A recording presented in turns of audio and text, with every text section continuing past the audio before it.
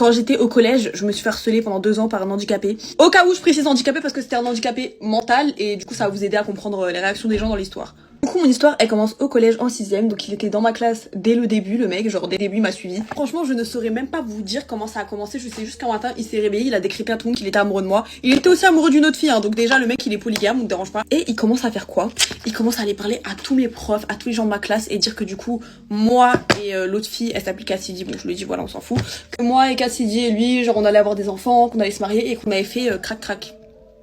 Du coup, lui, il raconte ça à tout le monde et moi déjà ça me dégoûte, genre j'ai 12 ans, elle va pas dire que tu fais crac-crac avec moi, je te connais même pas, je te parle même pas. Et il était insupportable, je vous promets que... Oh, rien d'y repenser, ça m'énerve de ouf. En fait, vous voyez ce qu'il faisait, c'est que ça c'était que le début, hein. Tout le temps en classe, il me regardait, tu vois, il me faisait des trucs comme ça, genre il me regardait.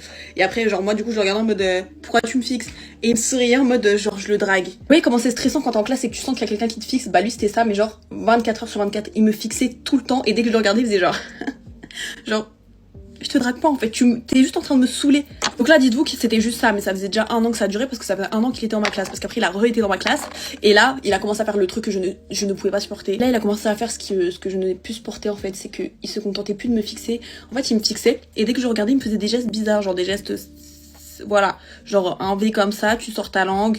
Bref, des trucs pour me faire comprendre des trucs bizarres. Et moi ça me faisait péter les plombs parce que c'est vraiment des trucs qui me dégoûtent, mais ça me dégoûte. Alors déjà, à l'heure actuelle, c'est encore des choses que je supporte pas, genre qu'on fasse des trucs comme ça, mon égard, ça me... C'est pas fini parce que après ça, il a commencé à me suivre partout. Mais en fait, vous voyez, genre j'étais dans les couloirs, le mec il me suivait dans les couloirs, il allait faire exprès, genre de passer à côté de moi, de me pousser, tu vois, pour avoir un contact physique. Alors que je sens vouloir être méchante ou je ne sais quoi, c'était pas la personne la plus hygiénique que j'ai vue de ma vie, genre vraiment pas. Un jour du coup j'étais dans la cour de l'école et là, comme d'habitude il me suivait, j'étais avec mes copines, il faisait que me suivre et vous savez il commence à faire quoi? À me jeter des cailloux. Alors moi je comprends pas, je suis une troubadour pour que tu te mettes à me jeter des cailloux, genre je suis ton bouffon. Moi j'ai fait ce que je sais faire de mieux, je suis partie pour cave. Donc lui bien sûr il s'est pas arrêté, hein. La CPE m'a juste dit l'année prochaine il sera pas dans ta classe, t'inquiète, devinez qui était dans ma classe l'année d'après? Lui. Je me suis sentie tellement écoutée, respectée.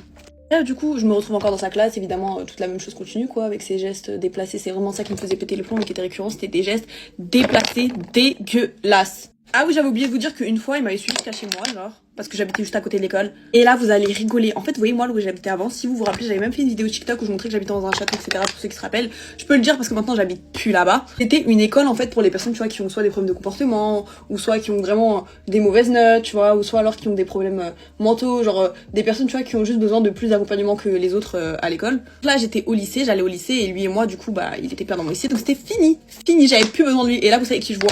Je sors de chez moi, je le vois. J'allais faire une crise cardiaque, je sors de chez moi, je vois sa gueule devant mon portail, je le regarde, je me dis c'est pas possible. Le cauchemar il était pas fini, genre le mec il est parti à l'école, chez moi, je sors de chez moi le matin, je vois sa gueule. Au final ça va parce que je l'ai vu juste une fois, donc je pense qu'au final il a juste dû faire un rendez-vous là-bas et décider de ne pas y aller, mais ça c'était vraiment la fin du monde. Bref voilà comment je me suis fait harceler. Bref voilà quand je me suis fait harceler par un handicapé pendant 3 ans et du coup je pouvais rien faire. Je vous fais des bisous.